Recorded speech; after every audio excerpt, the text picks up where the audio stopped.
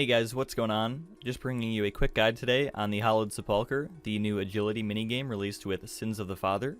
This is a challenging timed minigame, which will probably make you rage a little bit when you're trying to learn it, but it's pretty fun and has some alright rewards, I guess, so let's get into it. As a side note, because this is extremely new, this guide might not be perfect, but it will be good enough to get you started, so let's get into it.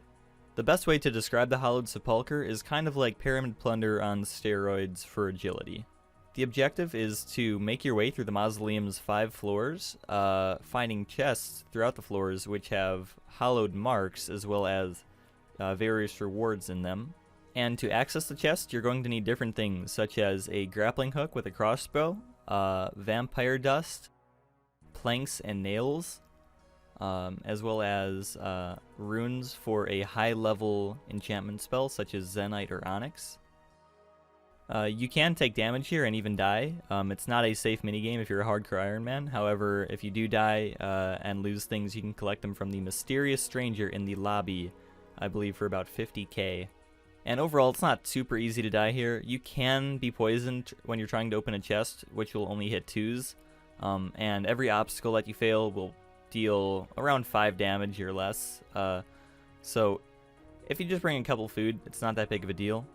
I recommend wearing a full Graceful set, and then you're also going to want a Ceradomin item. I use a Ceradomin book because it doesn't get in the way of my Graceful set, and I also wear a Ghost Speak amulet because there is a small chance, I guess, when you open a chest that a ghost NPC will spawn that you can talk to.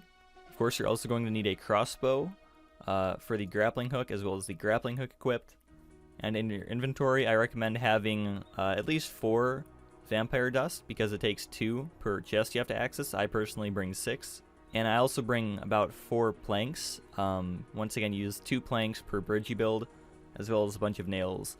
Now, also, the type of nails and planks correspond, and basically it's a better chance to not bend nails and kind of fail when trying to build a bridge, the better planks and nails you have. So I'll put something on the screen showing that now. Also, you need a hammer and a saw.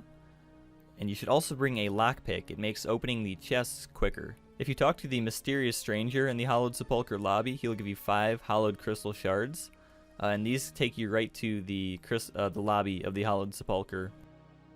If you need to leave the Hollowed Sepulcher and you don't want to use a crystal shard or other teleport, you can actually just log out and log back in, and it will put you back in the lobby.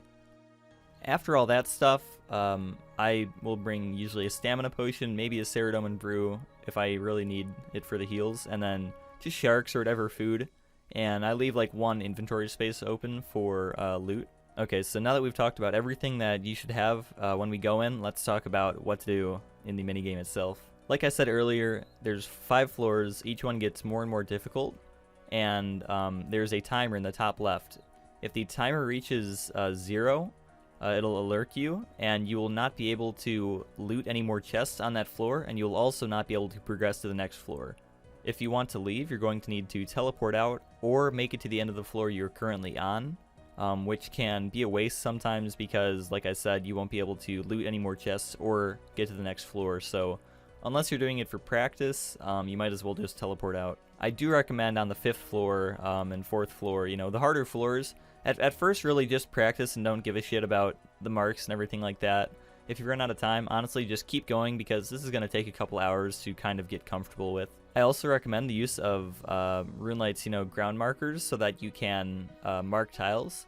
This can be helpful for some of the traps and obstacles to see, you know, like the flame walls when certain flames turn on and others turn off.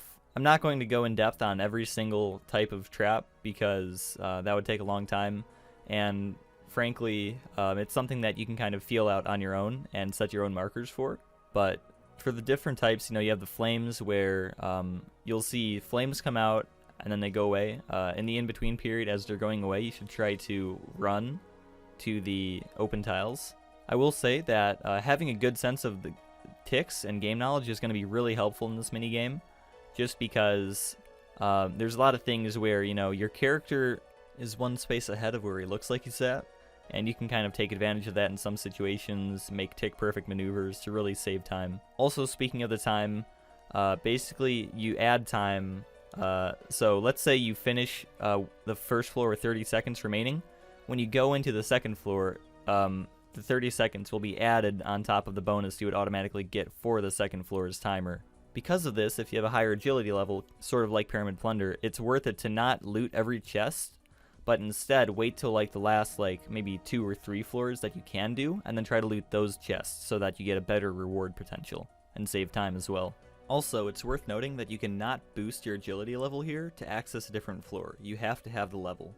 Once you get to the end of each floor, you'll notice that the timer is paused, so you can take a break, as well as there's obelisks here. Now, the reason you need a Ceredoman item is so you can actually activate the obelisk and it will restore your run energy.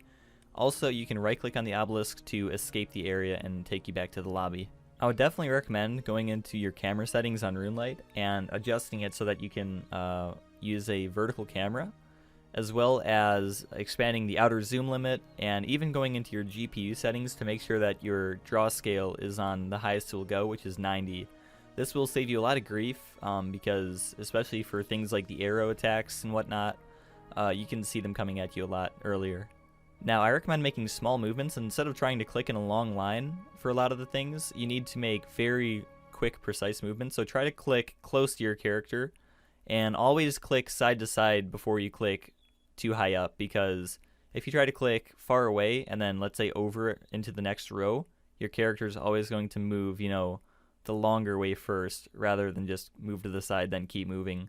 So always make those small clicks, side to side, diagonal type of things to get out of hairy situations. There's also these little teleport symbols on the ground.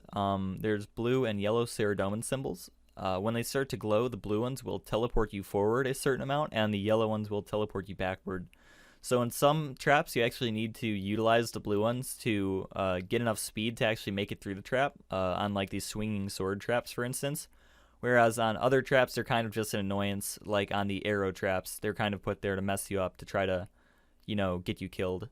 So just watch out for those. I really ignore them most of the time on the arrow traps and try to mainly focus on the arrows, because you don't have a lot of reaction time there. There's also this electric trap, and for the most part you can actually run straight through it, and it's not that likely that you will be hit. There's only really 2 ticks that you can be hit.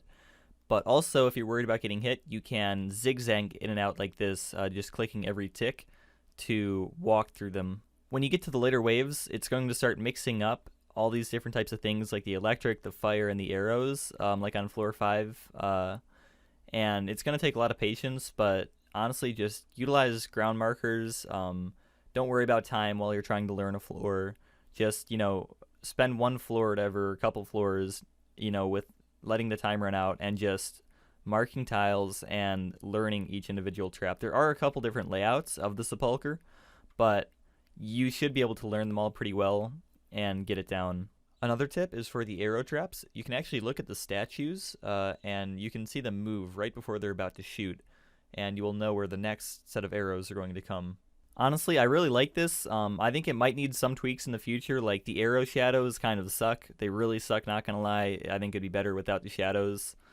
But this is kind of like the skilling Inferno. It's very difficult, but that's kind of where the fun comes from. And I hope that this is utilized, throughout the future, and is just good content overall for the game. 2 other various tips are for these sword swings. If they are regular Ceredoman swords, they'll be the regular speed, but if they are gold Ceredoman swords, like the blessed ones, they will actually be faster. And another is, on some of the later waves, the firewalls will always alternate.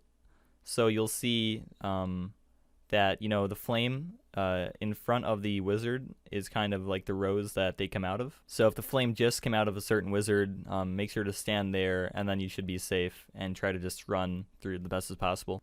Alright, honestly, I know this is kind of a sloppy guide, and, it's up to 10 minutes now, which is kind of hard to believe. I've been rambling a little bit. But if you are already kind of good at the game and stuff like this, and just need a little kind of course, hopefully this will get you up to speed, and good luck with drops inside the Sepulchre. And yeah, if you have any other good tips, let me know in the description or comments or whatever. You can fucking do that. Yeah, bye bye.